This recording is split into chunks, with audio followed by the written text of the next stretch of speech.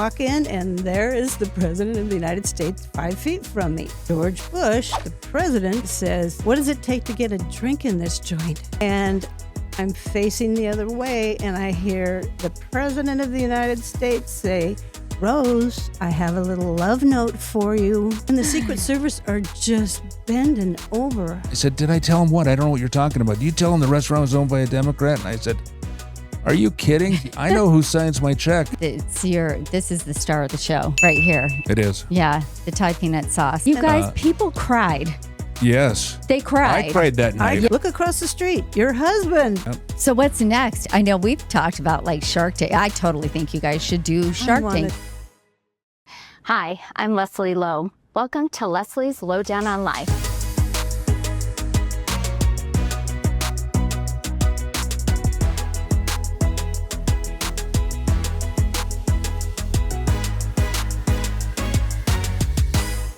All right, everybody, I'm so excited today. We've got Jim and Rose Rhoades. And if you don't know their names specifically, I'm sure you know the name Rock City Grill because such a staple in Spokane for so many years. It was. And I would have to say that you two are part of the tapestry of the restaurant business here in Spokane. Oh.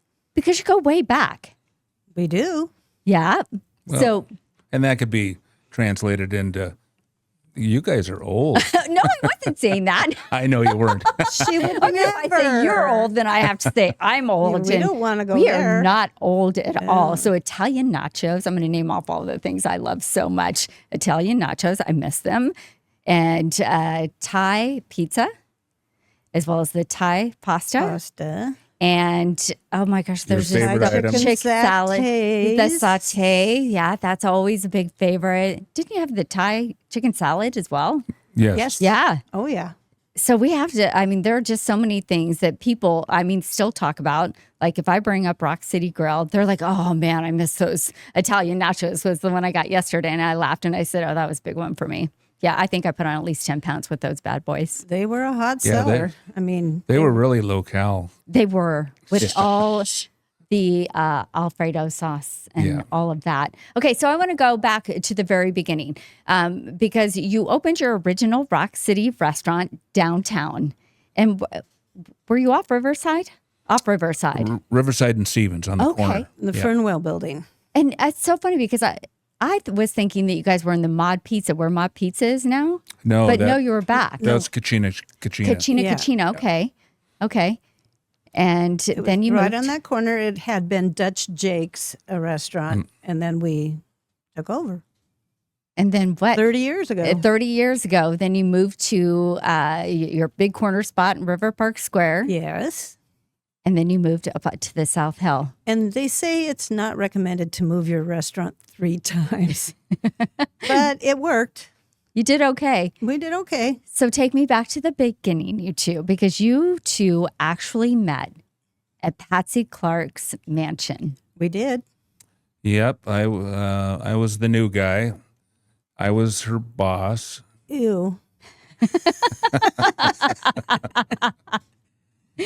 Ew, chum. She was a But now feisty I'm bookkeeper. his boss, so it turned around right. It worked out okay. But you guys have that history of being at Patsy Clark's. And for those of you who don't remember what Patsy Clark's was, it was an old mansion in Brown's Addition that was a fabulous restaurant and so incredibly beautiful.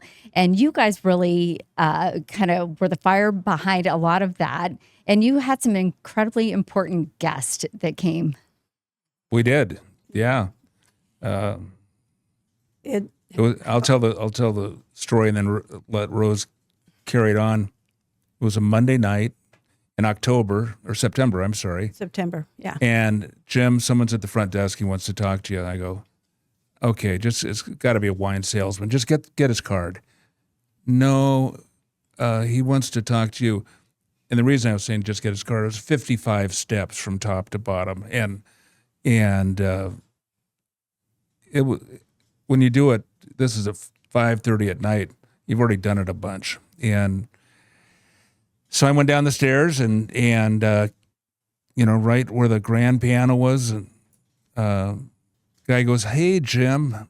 I'm looking at them, and I usually remember names, Faces. but especially faces, and tie them into an anniversary, birthday, blah, blah. I drawn a complete blank. And he said, "Can I talk to you for just a second?" And he took me down into this other little dining room and pulled out his ID, and it was with Secret Service. And I go, "Oh, okay." And he said, "Your reservation, McBride reservation on this table, 6 o'clock is actually the President of the United States and the Speaker of the House." And I go, "Oh, man." Wow. So With how much warning? Like half an hour? Or it was 45 minutes warning. And I've always said, Honey, I Shrunk the Kids, the movie, I could see dust balls this big, everywhere. It's like you weren't ready for that. he's barking at people to shine everything up and clean everything. And it was always clean, but It's the President of the not- United States. that's right. President Bush, right? Yes. What year was this? 1989. 1989. So it was Herbert Walker Bush, not the son. Right. Original. Yeah. Right? Mm-hmm. The first one. The first one. So what'd you do? I mean, you have 45 minutes to get ready for the President of the United States. Well, what I didn't realize after he, told me, that we're going to have agents all over here and just let us do our thing. And then they have the little speaker in the watch or the little mic in the watch, and he says, "Rhoades knows, bring him in." And by the time I got up the stairs, which was 6 stairs, doors were flying open. There was 30 Secret Service agents, and they all knew exactly where they were supposed to be. And Rose can tell you about meeting these guys without knowing who they were a Like week a and a few half. days prior. Yeah. I'll leave it up to you, kid. So hang on. Did you guys have guests in the restaurant? Yes. Yeah, And then they we were didn't, open we didn't for- shut the Okay, restaurant okay. down. Yeah. But a few days before, I worked in the office upstairs, a catering manager, and somebody came and said, "Hey, these guys want a tour of the restaurant." And we were so used to giving tours because it's beautiful, it's historical, it has a lot of great stories, it has ghosts. And I said, "I don't really have time." And they go, "Well, they're kind of insistent." So there were these 2 gentlemen, and I brought them through. And instead of asking the regular questions like, when was it built, who lived here, they were asking, how many people are generally in this room at one time? Does that door open? Does that door lock? Do those windows open? And I thought they were casing it for a robbery I would too. because they were asking logistical questions and not historical or interesting facts about the restaurant. Turns out they were 2 Secret Service agents doing their preliminary run through to pick out where the president should be seated, where they should all be stationed. That's amazing. Yeah. Yeah. Okay. So as they all filed in, then did Took their you positions. recognize them? Did you recognize? She wasn't there yet. Oh, you weren't even there yet. No. By the time she got there, she was going to wait on him because that was her section that night. And everybody is running around. Then Rose comes in and she's, I don't, Taking my time, putting on some lip gloss I don't You know. gotta look good. I don't know if we were, for work, usual stuff. she was But just he kind of comes grumpy. running at me, panic in his eyes and the veins standing out in his neck. And he goes, "Hurry up. In 10 minutes, you're going to be waiting on the president." And I look over at him and go, "The president of what?" And he eyes bulge even bigger and he goes, "Of the United States." I go, "Oh, get out of here." And then Secret Service flock over and says, "We need to talk to you beforehand, give you a few rules." And I was like, "Oh, it's really happening." Wow. Well, the president of what? She drove through like 50 police barricades to get into work, and she's I still was surprised. listening to music. I don't know. You thought, what bad happened around here? Yeah. So what was it like waiting on the President of the United States? Well, first the Secret Service gave me the rules. They said, don't touch him.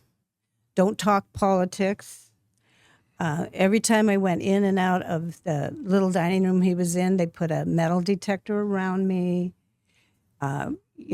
I said, can I call my mom and tell her? And they go, no, not till he leaves the building.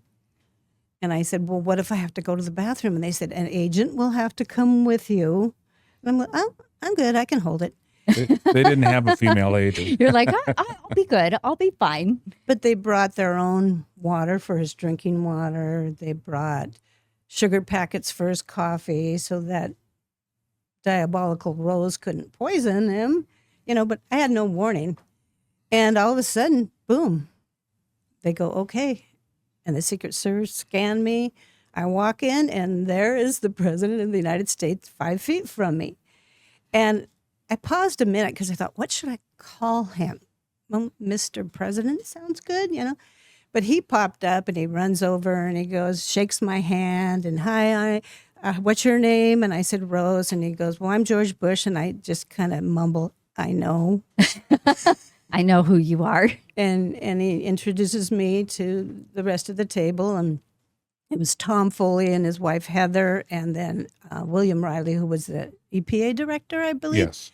And just 4 in this room. And I'm ready to do my spiel like I do at every table. And George Bush, the president, says, what does it take to get a drink in this joint? And I said, well, hey, I got you covered. I'm Irish. And he laughed at that. And they ordered a bottle of wine. They didn't really drink a lot. But, he kind of set the tone to be very casual and informal. And I rolled with it. Which is actually really cool because you always wonder, are people the way they seem when you see them, say, on TV? And he was very nice. It sounds very like down he was to earth. really nice. And the Secret Service, I was like checking with them, should I bring this up or should I say that? And they go, he's good. He's really down to earth. Just have a good time. So I did. So what did he eat? Do you remember everything he ordered? Oh, sure. We had a special that is actually Jim's recipe. It's for a pepper steak. And he asked for a couple of recommendations, and I told him to have that. He had a Caesar salad. And then, of course, after the president's visit, we immediately named that steak the president's steak on the menu. And to this day, it was on our menu at Rock City, too. So I had it at Patsy Clark's, and it was delicious. yeah. Oh, he ate every bite. Yeah. But it was hilarious, and I wanted to have some mementos, so I brought in menus and things for him to sign, get his autograph, so we could. And the owner of the restaurant at the time was a huge Bush supporter. He even went back to his inauguration. So he was in Seattle, but he found out. He was in Spokane that morning, and I said, are you going to stay? And he said, no, because this was the plan on the media was he was going to come to Spokane, do a speech, plant a tree, and then spend the night in Seattle. But they didn't tell anybody that wasn't the real plan. In Spokane, yeah. Yeah. So Chuck Quinn, the owner, calls me, and I said, the hostess, I said, no phone calls. She goes, it's Chuck. He wants to talk to you. And he goes, tell him it's not true. And I go, because he missed him. He's watching it on the news him. over in Seattle. And I said, yeah, it's true. And he goes, oh, dear God, I could have just stayed. And I said, well, I should go. And he goes, no, you need to go. You take good care of him. I know you will. And I'll just go and kick myself in the face.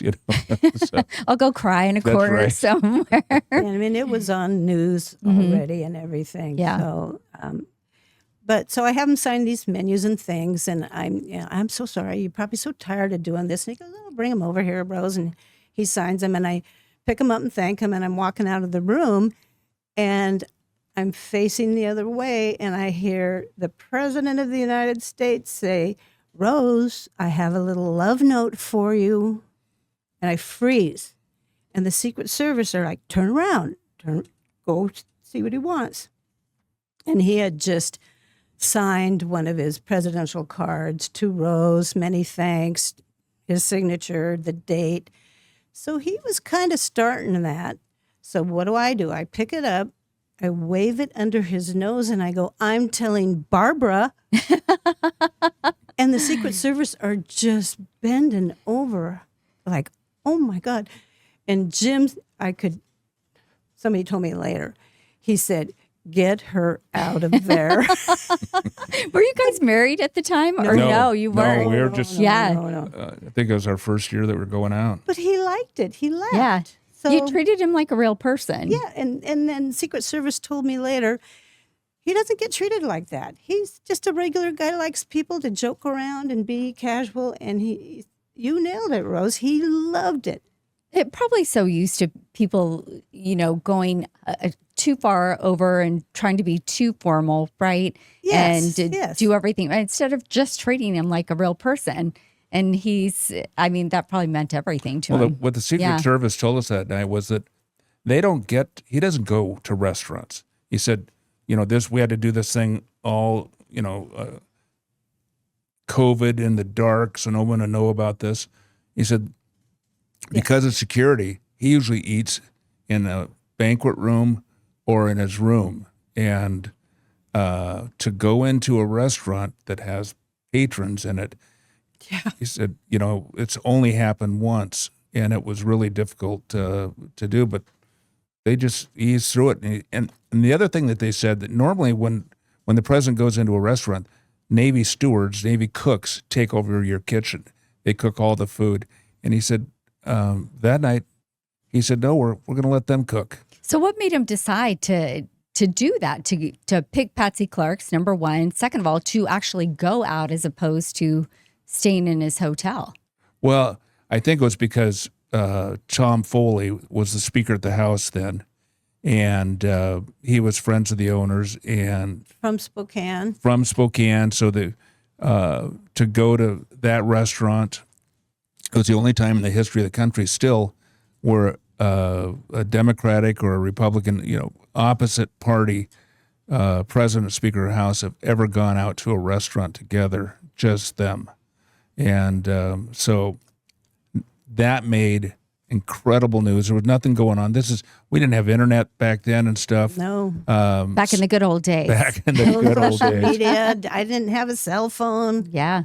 So Chuck Quinn had a 10% partner, a guy named Tony Anderson, who lived here, and he's heard about it on the news, came in, and he got to go in and have dessert with him. And Chuck's watching CNN, and they break in that President Bush is having dinner with Tom Foley in a restaurant in Spokane owned by a Democrat.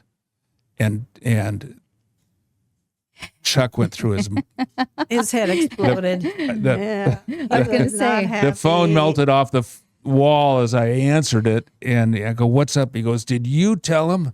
I said, did I tell him what? I don't know what you're talking about. Did you tell him the restaurant was owned by a Democrat? And I said, are you kidding? I know who signs my check, but your partner's here. Would you like to talk to him?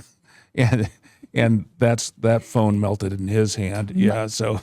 I bet it did. It did. Okay, so that's a cool experience. But I have to ask you, Jim, after Rose's encounter with the president, who was clearly taken by her, were you like, I gotta grab this girl up? No. I figured we needed one more big thing to happen. So we waited a couple of years. Yeah, we actually did. 4 years. Well, I was waiting for George, but he was married. He was and married, he never that called whole and he thing. never wrote. And so I figured, what the heck? I'll go for this guy. Yeah. Yeah. And you guys have been together for how many years now? Well, we started dating in '88, so. For a minute or two. Yeah, that's So we've right. been married 33. 32. Two. She's getting close, though. Somewhere in that range. That's right. We were in that range. 30-some years. Yes. Okay, so now take me from the process then. Patsy Clark's, did you go from there then to Rock City? Did you guys decide to? I did. She was smart enough to hang on to her job, that was good. Well, starting a new restaurant, That's don't gotta be know. hard. Yeah. And if it's going to work, it's not going to work. And it always costs way more money than you think to remodel it and get staff and menus. So I kept a job at Patsy's, so he could go off and create. Yeah, Christmas at Patsy Clark's was every day. There was 15 parties going in every room, and I slept in the restaurant a few times just because I had early morning things, and we had a record. I mean, we had record sales and a record bottom line that was just insane. And then we got our bonuses. Our Christmas bonus. Christmas bonus, can of popcorn.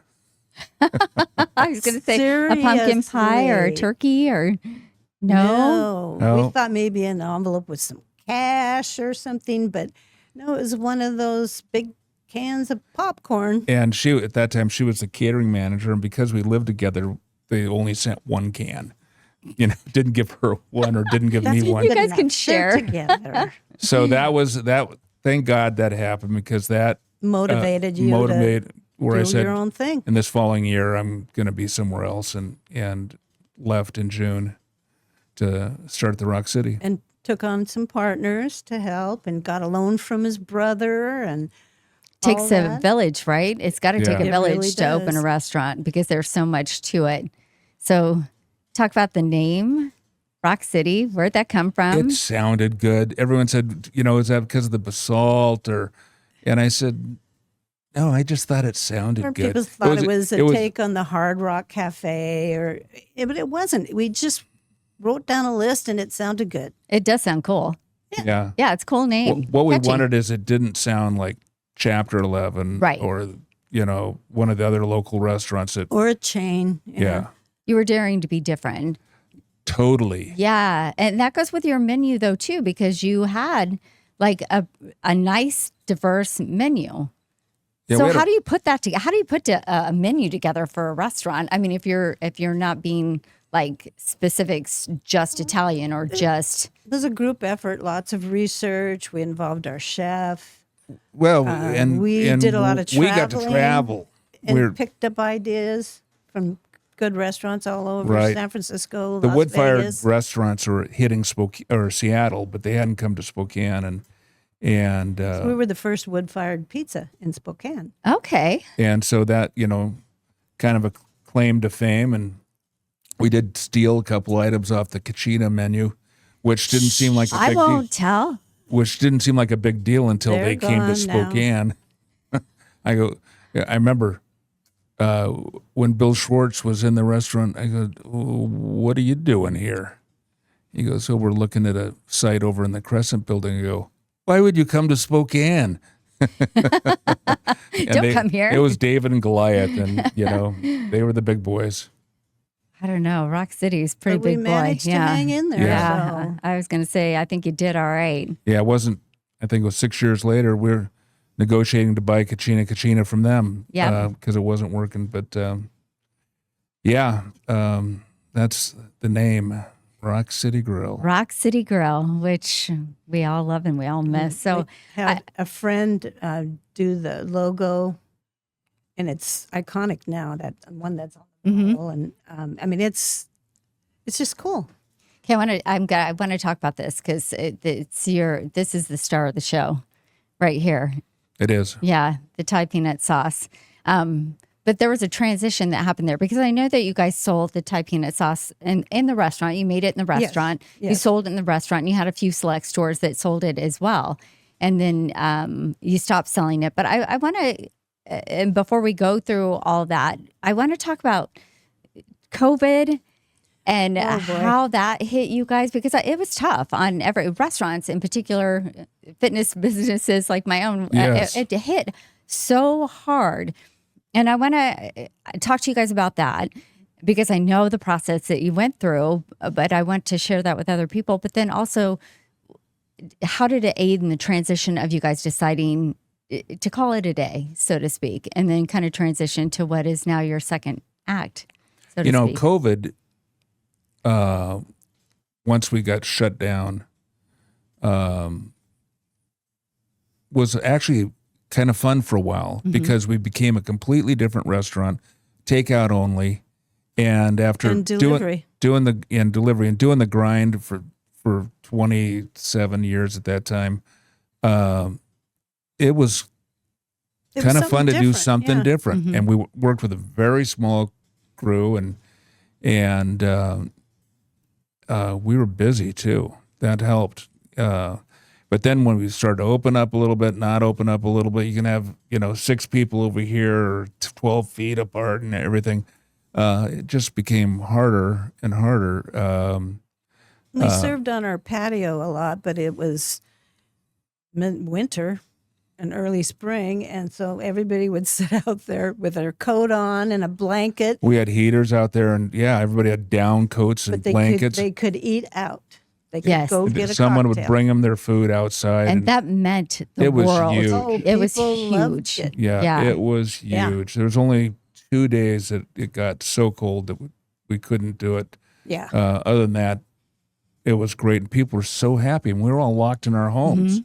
I wasn't, because I was working all the time, and Rose was working, but everyone else couldn't go anywhere. It was an opportunity for people to come together, and that's Yeah. what everybody was missing so much. Exactly. And food brings everybody together anyway. Yeah. So, Yes.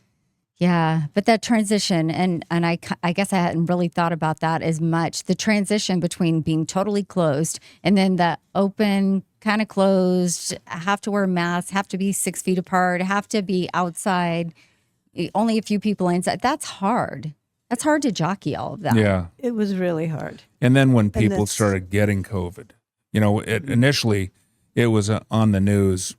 It was in New York, and we didn't have very many cases. But then people started getting sick in Spokane. We only had, I think, 2 instances where employees got it. And I was when they first don't know. I got don't it, I shut the restaurant down. I didn't. Everybody was afraid of that thing. We didn't but- know what the rules were, really. Yeah. I don't think any of us really knew what the rules were. It was like 2 weeks, and then it became what felt like a lifetime. Yeah.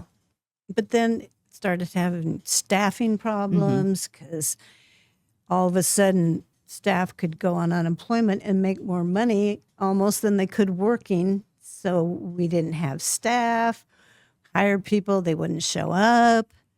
It was a big headache. And that's a lot then on you two, Yeah. because somebody has to pick up the slack. Mm-hmm. Yeah. The last day that we could be open was the 16th of March, right before the day before St. Patrick's Day.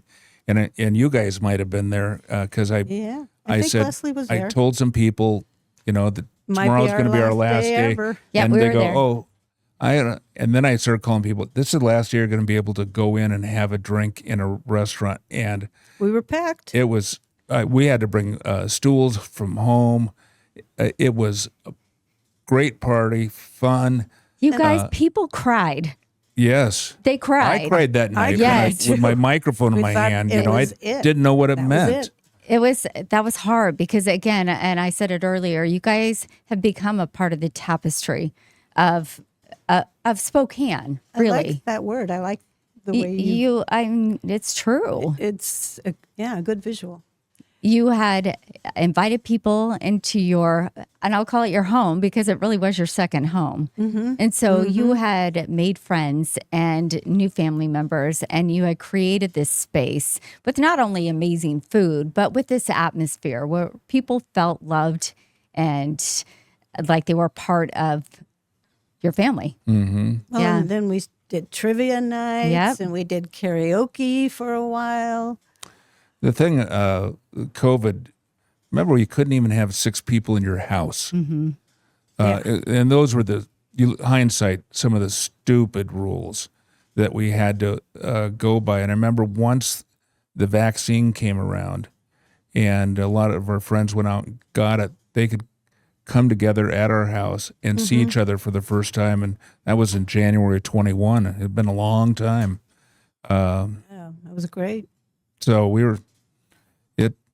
everybody's got a different story about COVID, but I was lucky enough that I got to go to work, and you got to go to work Yes. too. I mean, Yeah. you may not have seemed like you're lucky, but if you were told you had to stay in the house, Yeah. Oh, I boring. just said that a couple weeks ago to somebody because we were talking about the haze that is COVID and how I feel like I lost like such a huge chunk of my life, like everybody does. yeah. That time just seems like a time warp in that point. But I did say I felt so lucky just to be able to go to work. It was normalizing, at least part of your You life. could see people. Yes, you could see people. Well, you're a social person. We are social people. Yeah. Just that void Yeah. of only talking to each other. It's hard. Yeah. It's a tough thing. It's a tough thing. It's lonely. I think it became a very lonely Yes. space for people. Yes. So that's why people went and got dogs from shelters Yes. and anything to, to fill that void. Have a little heartbeat in your house. Yeah. So you guys, you made it through that. Mm-hmm. And then it was some health problems that came up. And then, Yeah, the health problems came 5 weeks after we sold the restaurant. I go, okay, good. We're ready for retirement. Got a little bit of money. Bring it. Got all this time, and then I got sick.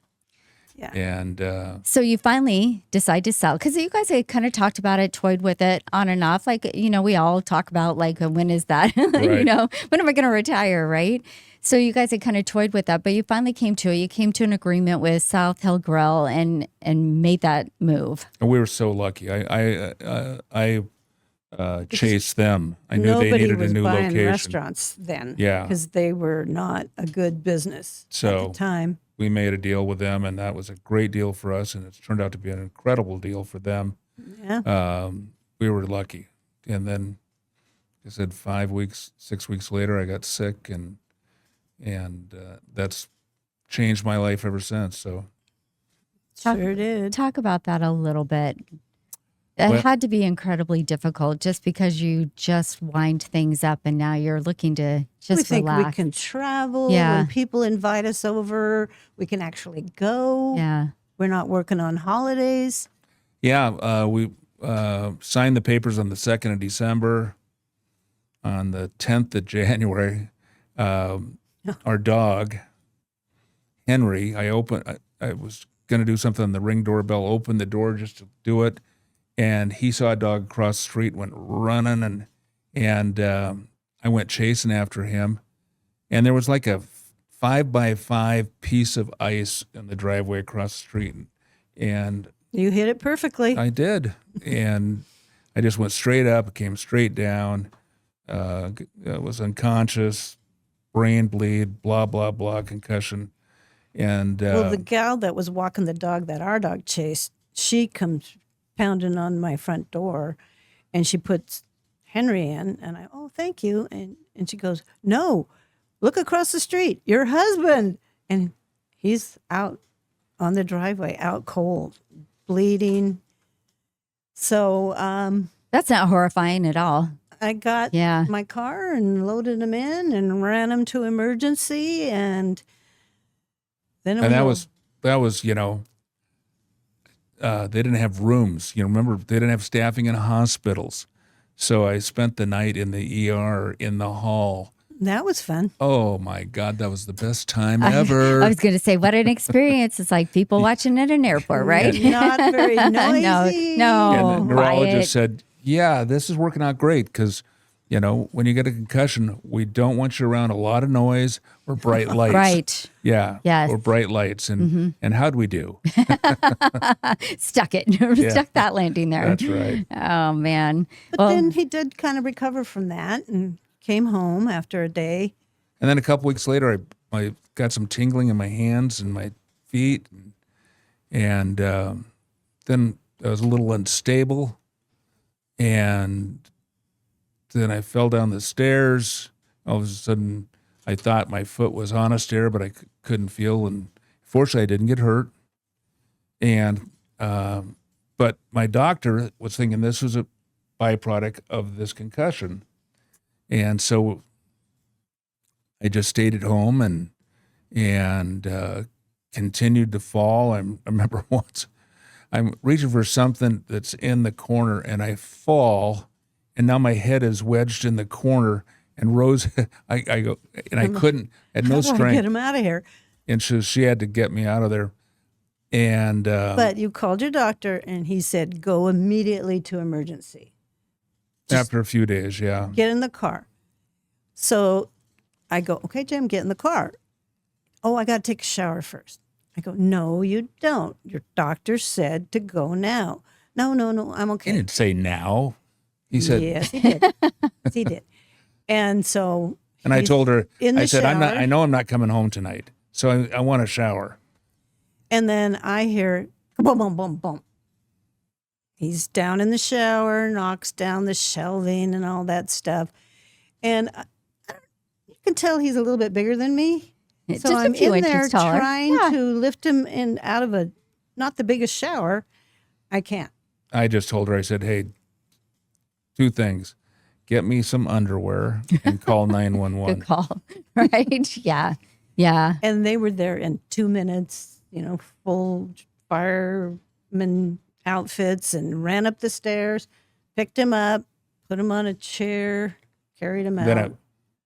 They said, can you walk down the stairs? I said, No. I said, but I've been practicing this, which I had been. Just sit me down and I'll just go down on my butt. And so that's what we did. Wow. And then how long was it before you ever came home? it was another month before I came home, but it completely lost feeling in my legs. I couldn't, there was nothing. If you tried to stand me up, I'd collapse because you couldn't, there was nothing. Yeah. It was just like noodles. It was scary. Yeah, Yeah. that's a horrifying process. So I know through all of that and through getting better and your appointments, and then you guys just came back out with recreating your Thai peanut sauce and a cookbook. Yeah, it took 2 years Mhm. before I got better. When I first got to the hospital, they said I've got something called Guillain-Barré syndrome. I go, It's I heard very the doctor rare. in the ER say that. Well, I'm in the ER all by myself all night long, and I've got a phone in a little computer that can I look up Guillain-Barré. Well, it's horrifying to read Yeah. about all night That's long. why you that shouldn't. Yeah. That's why they that- say don't look it up. That's right. That you're probably going to be on you're going to be incubated and on a ventilator and all these things But and now they've found a treatment. It's intravenous IVIG, where he gets plasma from donated From blood. donations, yeah. And it has all kinds of antibodies in it from all different people. And so he gets all those antibodies pumped into him. So that's every 3 weeks. That's just to keep my legs working. It's chronic. I'm gonna have to do this forever unless Yeah. they find a cure for this thing. But right now there's They no will. cure. they will. They will. Wow. That's a lot to go through. It was It really is. I'm sorry, first of all. Second of all, I'm really glad you're doing okay. I'm Yeah, glad you guys thanks. both He's are. so much better. It's just, I mean, Yeah. he can walk, he can drive. It's Yeah, It's Rose- like getting part of your life. Yeah, it's like getting your life back. Yeah. Yeah. Yeah, we were just talking about it yesterday. 4 months of sleeping on the couch because I couldn't do any stairs. Mm-hmm. And our bedroom's upstairs, and there's bedrooms downstairs. But just put the wheelchair next to me, and I'm good. So talk about the second act then of reviving the Thai peanut sauce, the process on that, because it is a process. You don't have the restaurant, so you have to source that out. Well, we don't. We do our Thai sauce 2 different ways. We use a company over on the coast, which takes a lot of time. But I go over there with them, putting the ingredients. It's a huge facility that does sauces for many companies, and I've done that 3 or 4 times. And they can make it in large amounts, and they have a conveyor belt where bottles shoot along and get filled and labeled and sealed. Not the by hand stuff we're doing now, but So now, lately, we've been working with we rent a certified kitchen, and a couple of valley. good friends of mine. Okay, helped so me you do have it. 2 processes you're doing. You'll do the Yes. big batch, and then you've got the smaller Right. process. Well, we haven't done the big batch for a while because they burnt one, Oh, and it was $1,800 worth of product that Down they the drain. destroyed. And so we're going to go back one more time, we think, for that one. But we've been doing it here in Spokane. he has 2 great buddies that volunteer their time. They come and help him make it, bottle it, pack it up. what makes this so special? Well, it's dang good. Well, it's not. There are a lot of Thai peanut sauces out there. A lot of them are pretty spicy, like almost too spicy for the general public. And This there's one enough- has a little bit of that heat, but it's not overpowering. Right. And the consistency of it and the flavor and the versatility. I mean, I keep telling people I can't believe it's selling this well because it's not like it's ketchup that people put on everything. It's a pretty specialized product. But once people try it and they put it on pasta or on a salad or on their chicken for that night, they realize it is very versatile. It's so versatile. Yeah. So How Yeah. long did it take for you to come up with this recipe? It didn't take a long time. We were over in Seattle at one of the restaurants owned by our company, and they had a Thai beef salad that was good. It wasn't this, but it gave me the idea that's good. And so I we took said theirs. we should tweak that. Yeah, and so we did, and so we took it to Patsy Clark's and did chicken sattés, and then we put it on the Rock City's menu, and anything that says Thai on it was the number one seller in every deal. And I used to say, I don't know if I'll ever make any money in the restaurant business, but when I sell this restaurant, I'm going to open up a clinic to get people off Thai sauce. Rehab. And I'm really going to gouge them then. You can really do it too because it's so true. It's so versatile. It goes with everything. And it's so, Yes, it I is. always say you could stick a straw in the bottle and just drink it straight. It's that good. Well, It is I that good. have a friend that just absolutely loves it. And she said, you could put it on a tire and I'd eat it. It's true. Yeah, it is so true. So now the process is that you're making it and you've got it back in stores again. Yes. Yeah. So you're bringing back Rock City, which so many people are excited Oh, and it's about. going crazy. Yeah. And it's, outselling our expectations by a ton and trying to figure out why is it so much crazier? A, they can't get it. B, they used to go to the restaurant to get it. And Yeah. there's no restaurant anymore. So, the guys from, in particular, Ralph up the 5 Mile Rosars produce, he kept calling me about every 6 months when I was sick. Well, what do you think? Are you ready yet? to make some sauce? It took 2 People years keep before my asking legs would me. work well enough to do it. And so, yeah, we're in Well, in the Yoke, store, Super One, and Rosars. We've been very fortunate. Huckleberries, great Eggers. supporters. Eggers, yeah. So what's next? I know we've talked about like Shark Tank. I totally think you guys should do Shark wanna Tank, and do I know that you Shark talked about it. But I don't know what the parameters are. But they would be stupid not to buy this. But long term, what is the process for you guys? What does it look like now? I think, long term, we'll probably keep building this product up and then sell the company or sell the recipe. secret recipe and the trademark. or and the partner up with label. someone that's going to do the work, because with this a stupid lot of disease work. I have, it'll lay me out for a couple days after we make it, and when we started making it, so it's gonna be like a hobby again. We need something to do. It's like 30 hours a week of a hobby right now. I'm Yeah. delivering and making and So bottling. so what goes into it? I was just Secret what stuff. are the secret There things in there? There are peanut butter in it. That's all it is. Okay, Peanut that's it. butter. Okay, that's all you're going to give me at That's this right. point. Darn, I was really trying. Did you bring a straw for me? Yeah. Open it up. So people can buy this in stores. And you said Eggers and Rosars and Yolks and Super Super One. Super One. Yeah. That's fantastic. And you've got your Huckleberries. cookbook. And how can people find that? Because there are some great recipes. I'm sorry, I'm going to grab this because my mouth's going to water because I'm starving. But you do have, you've got the Asian chicken salad. I'm just going to flip through here. Your clam chowder, which was amazing. Your sauces. Okay. Oh, you didn't put that one in there. Fine.